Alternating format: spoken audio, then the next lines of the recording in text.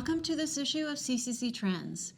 It's hurricane season, and the devastating damage sustained in the Bahamas by Hurricane Dorian is a reminder of how much damage that Mother Nature can cause. Economic losses from global natural disasters in the first half of 2019 were $73 billion, with early estimates pointing to $20 billion of those in insured losses. This comes after 2018 was the third worst year for U.S. insured catastrophe losses, according to the Insurance Information Institute, and 2017 took the top spot with hurricanes Harvey, Irma, and Maria. And while a significant share of the overall economic losses from a storm like Harvey came from flooding, the largest contributor to overall insured economic losses has been severe weather. $11.9 billion of the estimated $20 billion in global insured losses for the first half of this year came from severe weather. Unfortunately, as the temperature of the Earth rises, these types of severe storms are expected to grow. A federally funded study released in November of 2017 projects summer thunderstorms in the U.S. will be larger, wetter, and more frequent.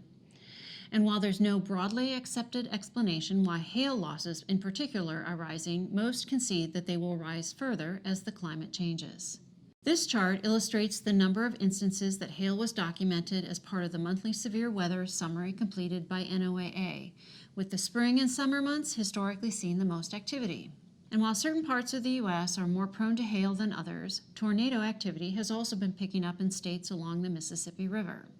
Nationally, among overall annual appraisal counts, we have seen an uptick in the percent with primary point of impact of hail over the last several years, with full year 2019 on track to meet or beat full year 2018. In states with lower populations and registered vehicle and automotive claim counts, a single event can result in a big jump in overall counts.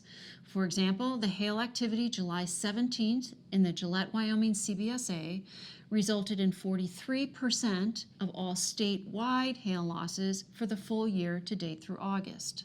States with a higher propensity to see hail losses also tend to see repair volume spike from a single large event, and these spikes in volume can often result in a significant swing in certain key performance metrics.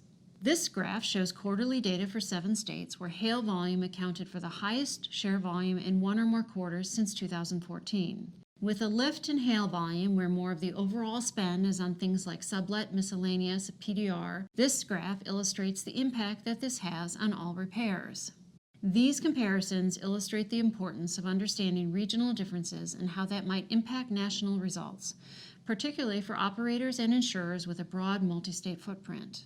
With hail losses expected to grow more frequent and severe in coming months, understanding their impact on overall losses becomes ever more critical. Thank you for joining us for this issue of CCC Trends.